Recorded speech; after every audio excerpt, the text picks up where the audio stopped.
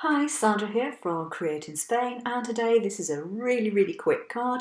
I'm going to be using a piece of card that I have previously stenciled with a medium and then hot foiled.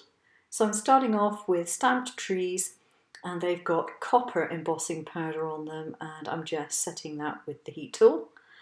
Rubbing away a guideline for my previously trimmed piece of decorative card.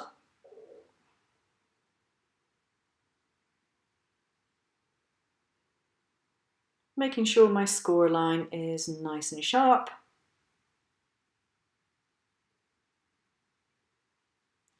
And now it's ready for the patterned piece.